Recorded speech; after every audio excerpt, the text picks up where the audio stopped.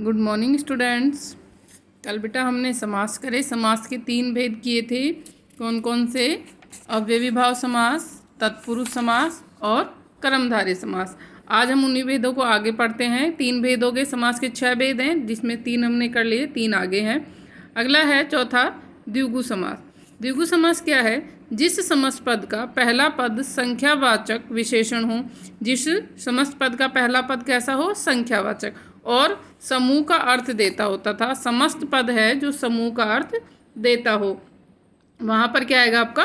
द्विगु समास। की पहला पद होगा संख्यावाची, और जब समस्त पद है वो किसी समूह का बोध कराता है या समूह का अर्थ देता है, वो है आपका द्विगु समास। जैसे तिरंगा, तो ती यानी 3 और रंग, तो 3 रंगों का समूह तिरंगा। पंचवटी, पहला शब्द संख्यावाची पंच, 5 वटों का या 5 वृक्षों का समूह।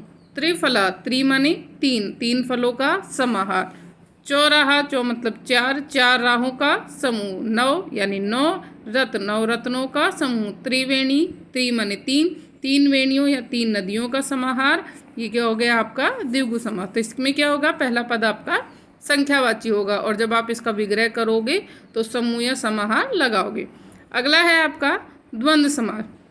द्वंद्व समास क्या है? जिस समस्त पद में दोनों पद प्रधान हो। कौन से? दोनों ही पद प्रधान हो तथा विग्रह करने पर और अथवा या योजक लगते हों। कि इस समास में दोनों पद प्रधान होते हैं। द्वंद्व समास में क्या है? दोनों ही पद प्रधान होंगे, और इसको जब आप अलग विग्रह करोगे तो उसमें आप और या लगा दोगे। जैसे माता पिता, तो विग्रह किया माता और पिता। पाप पुण्य, पाप या पुण्य या पाप और पुण्य। उतार चढ़ाव, उतार या चढ़ाव। दाल रोटी, दाल और रोटी। भला बुरा, भला या बुरा या भला और बुरा। सुख दुख, सुख और दुख। अगला है आपका बहुव्रीहि समास। बहुव्रीहि समास क्या है? जिस समस्त पद में कोई भी पद प्रधान न हो। अब इसमें क्या होगा बेटा कि कोई भी पद प्रधान नहीं है, ना पहला ना दूसरा, बल तथा समस्त पद किसी अन्य अर्थ का वाचक हो। और जो समस्त पद है यानी कि जो समास बनता है उसके बाद में वो किसी और अर्थ की ओर बोध कराता है, उसे कहते हैं बहुव्रीहि समास। जैसे हमारे योगरूढ़ शब्द थे उस प्रकार से। तो जैसे नीलकंठ, अब यहाँ विग्रह किया नीला कंठ है जिसका, नीला कंठ है जिसका कौन है? वो शिव जी। तो यहाँ पर दोनों ही पद प्रधान नहीं होकर तीसरा यानी अन्य कौन हो गए? शिव जी, यानी किसी विशेष व्यक्ति के लिए यहाँ पे बोला गया। पीताम्बर, पीत यानी पीले हैं, अंबर जिसके अर्थात कौन है? श्री कृष्ण। तो ये किसके लिए बोला गया? श्री कृष्ण के। दशानन, 10 आनंद है जिसके कौन? रावण। तो यहाँ पर क्या है बेटा? ना पहला पद प्रधान ना दूसरा, बल्कि किसी विशेष के लिए हमने इसको प्रयोग किया है। ऐसे ही चक्रधर, चक्र को धारण कर रखा है जिसने, यानी विष्णु। लंबोदर, लंबा उदर है जिसका, अर्थात गणेश जी। चतुर्मुख, 4 मुख है जिसके, अर्थात ब्रह्मा। चतुर्भुज, 4 भुजाएं हैं जिसकी, अर्थात विष्णु। गजानन, गज का मुंह है जिसका, गणेश। चंद्रशेखर, चंद्र है शिखर पर जिसके, शिव जी। गिरिधर, गिरि को धारण करने वाले, अर्थात श्री कृष्ण। अब है इसके अंदर आपके अंतर कि कर्मधारय और बहुव्रीहि समास में अंतर। कि कुछ शब्द ऐसे हैं बेटा जो कर्मधारय में और बहुव्रीहि में दोनों के ही उदाहरण होते हैं, तो हमें उनको समझना जरूरी है। तो कुछ सामासिक पद ऐसे हैं जो कर्मधारय और बहुव्रीहि दोनों के उदाहरण हो सकते हैं, इनके अंतर को समझना आवश्यक है।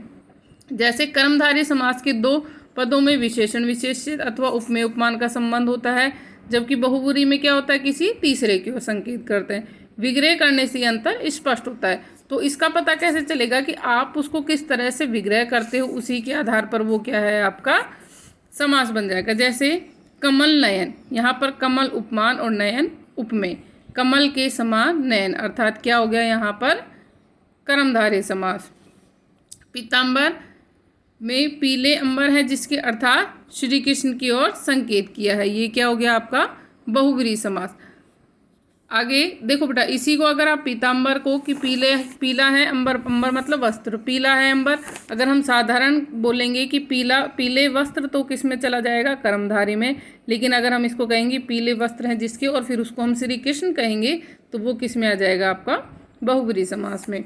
आगे है द्विगु और बहुव्रीहि समास में अंतर। कि कई बार कुछ शब्द दोनों में भ्रम की स्थिति होती है कि क्या है कि कुछ शब्द ऐसे हैं जो बहुव्रीहि और द्विगु दोनों के हो सकते हैं। जैसे दशानन, इसमें पहला पद क्या है? संख्यावाची होने के कारण द्विगु समास का भ्रम करता है, पर किसी भी अन्य की ओर संकेत। कि 10 आनन है जिसके, यानी कि रावण। तो जो द्विगु समास है उसमें पहला पद विशेषण यानी संख्यावाचक होता है और दूसरा विशेष है। बहुब्रीहि समास में क्या होगा, हम दोनों पदों को मिलाकर किसी विशेष का प्रयोग करेंगे।